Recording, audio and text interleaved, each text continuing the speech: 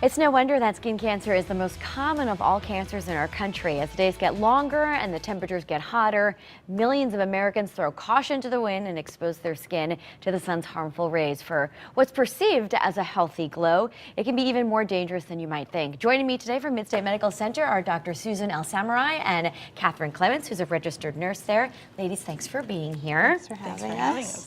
Doctor, let's go through some statistics about skin cancer because it's frightening. Yes, and so this is a great time to talk about it too with the summer coming up. So I think what's important to know is that skin cancer is it's actually the most rapidly rising preventable cancer. So it's okay to enjoy the sun, but know how to prevent it and what risk factors there are that we can avoid. Sure. So when we talk about skin cancer, there are three main kinds that we think about. So the most common, so there are about 3.5 million cases a year of skin cancer, which is a pretty whopping number. So the most common is called basal cell cancer, and that's from the cell it originates from, which are kind of deep in the skin. And they can look pearly in appearance, and these are very treatable. They can be cut out, have a low chance of spreading. Okay. They make up about 80% of all cancers of the skin. The second most common is from kind of the superficial layer of the skin that sloughs off. It's called squamous cell. And they're about less than 20%, and they're also very treatable, rarely spread.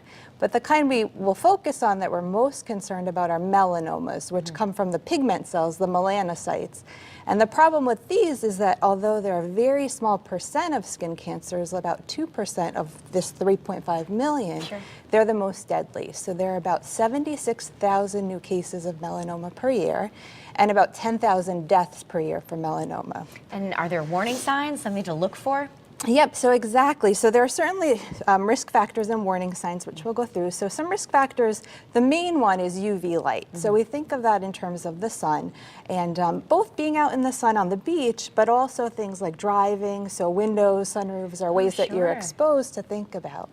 Also tanning beds, especially among younger populations. So this is a population under 30 age where the rate is very much rising. Other things to think about are also just our characteristics. So some personal characteristics put you a little more at risk. So very fair skin, the kind of skin that burns instead of tans is a risk factor. Light hair, so blonde, red hair, green eyes, blue eyes, a high density of freckles are things also that can put you at risk. Very good. And also burning, so about 5 mild sunburns or 1 blistering sunburn doubles your risk of skin cancer. So these are things to avoid. All right, now we have some pictures here, and it kind of goes along with the acronym ABCDE. Yes, So exactly. we'll put the pictures up, and you could explain, Doctor, what we're looking So at. these are things, some things to look for in terms of melanoma, and it should be easy to remember. So A is for asymmetry. So this would be a normal lesion. And the next one. So you can see that here it's asymmetric. So one half of the mole looks a bit different than the other half. Okay. So B is for borders. And here we have one. To see how the borders are very nice and crisp, this is what would be called a benign lesion. Okay. And we'll contrast this to the next one. Oh, certainly no borders there. Exactly. So you're seeing very rough, ragged borders. They're irregular. The color can kind of spill out from beyond the borders, and that's concerning. C is for color. And this, you see the color is sort of uniform throughout. And this is, again, a benign lesion. Contrast that to here, and you can see the color here is not symmetric or not uniform throughout the lesion, and there are areas that maybe are more red, darker, can be gray in coloration. And the next one, D, is for diameter, and that's the size. So this is a normal size lesion, and the higher risk are when you're talking about something greater than 6 millimeters, or which is about the size of a pencil eraser. So that's a warning sign as well. Okay.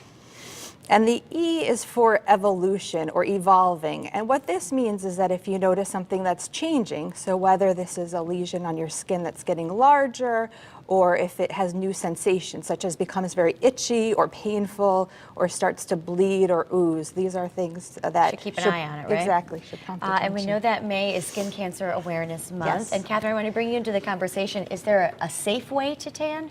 There really is no safe way to tan. Okay.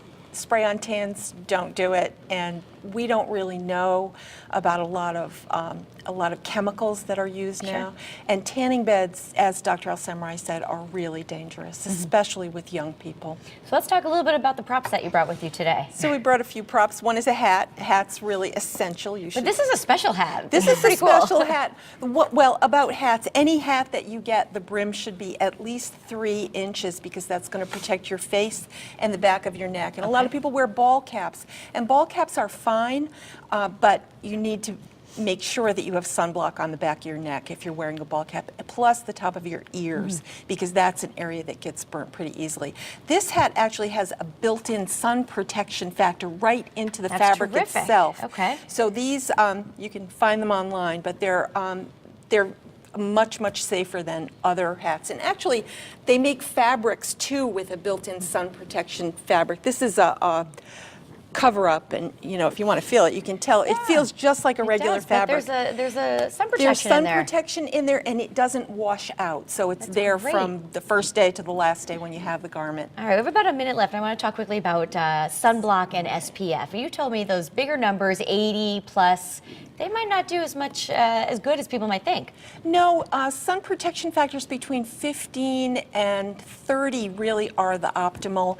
If you're very fair-skinned or you're in a group, if you freckle a lot, here I am, you might want to go up to 50 if you have very fair skin. But really, those 80s and 100s are very expensive, much more expensive in proportion to what you're getting. It also gives people a false sense of security that they're totally protected from the sun. All right, and you should use about a shot glass full Use about a for shot glass full. adults. And you have some seminars also free to the public to help people out. So let's put that information up on the screen there. Tuesday, May 6th, Monday, May 19th, Thursday, May 22nd. The times are right there on your screen. You can call 203-694-8631 to reserve your spot. Dr. Catherine, thanks so much for being here and for all the information. We'll take a look here at Midstate Medical. If you want more information, they're located at 435 Lewis Avenue in Meriden. You can call 1-800-DOCTORS or visit midstatemedical.org.